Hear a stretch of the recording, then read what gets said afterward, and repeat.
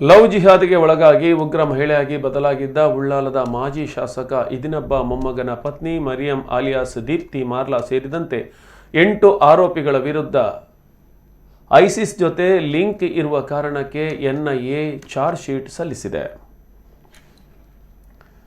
ಆರೋಪಿಗಳಾದ Deepti ಮಾರ್ಲಾ alias Mariam, Mohammed Waqar Lal ಯಾನೆ Wilson Kashmiri, ಮಿಜಾ ಸಿದ್ದೇಕ್, Shifa Haris ಯಾನೆ ಆಯಿಷಾ, ಒಬೈದ್ ಹಮೀದ್ ಮಟ್ಟಾ, ಮಹದೇಶ್ ಶಂಕರ್ ಯಾನೆ ಅಬ್ದುಲ್ಲಾ, ಅಮರ್ ಅಬ್ದುಲ್ಲಾ ರಹಿಮಾನ್ ಮತ್ತು ಮುಜಾಮಿಲ್ ಹಸನ್ ಭಟ್ ಎಂಬವರ ವಿರುದ್ಧ ಚಾರ್ಜ್ ಶೀಟ್ ಸಲ್ಲಿಕೆಯಾಗಿದೆ.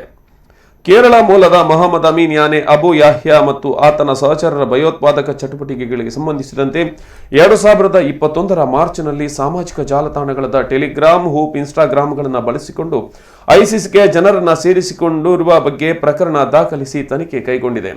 ಇದೇ ಪ್ರಕರಣದಲ್ಲಿ ಎನ್ಐಎ 2021ರ ಸೆಪ್ಟೆಂಬರ್ 8ರಂದು 3 ಆರೋಪಿಗಳ ವಿರುದ್ಧ ಚಾರ್ಜ್ ಶೀಟ್ ಸಲ್ಲಿಸಿತ್ತು. ಕಳೆದ ಶುಕ್ರವಾರ ಆರೋಪ ಪಟ್ಟಿ ಸಲ್ಲಿಕೆಯಾಗಿದ್ದು 8 ಆರೋಪಿಗಳು ಐಸಿಸ್ ಸಂಘಟನೆಯೊಂದಿಗೆ ಸಂಪರ್ಕ ಹೊಂದಿದ್ದಾರೆ. ಐಸಿಸ್ಗೆ ಜನರನ್ನ ನೇಮಕ ಮಾಡುವುದು, ಭಯೋತ್ಪಾದಕ ಕೃತ್ಯಕ್ಕೆ ನಿಧಿ ಸಂಗ್ರಹಿಸುವುದರಲ್ಲಿ ತೊಡಗಿಸಿಕೊಂಡಿದ್ರು ಎಂದು ಆರೋಪಿಸಲಾಗಿದೆ.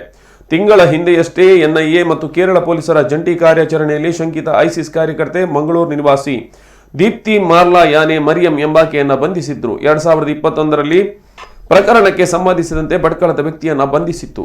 ಜಮ್ಮು ಮತ್ತು ಕಾಶ್ಮೀರ, ಬೆಂಗಳೂರು, ಮಂಗಳೂರು ಸಹಿತ ಅನೇಕ ಕಡೆ ಎನ್ಐಎ ಏಕಕಾಲಕ್ಕೆ ದಾಳಿ ನಡೆಸಿ ಮೊಹಮ್ಮದ್ ಅಮೀನ್ ಸಹಚರನ ಬಂಧಿಸಿ ಲ್ಯಾಪ್ಟಾಪ್ಗಳು, ಸಿಮ್ ಕಾರ್ಡ್ಗಳು, ಹಾರ್ಡ್ ಡಿಸ್ಕ್ ಡ್ರೈವ್ ಸಹಿತ ಅನೇಕ ಡಿಜಿಟಲ್ ಉಪಕರಣಗಳನ್ನು ವಶಪಡಿಸಿಕೊಂಡಿತ್ತು.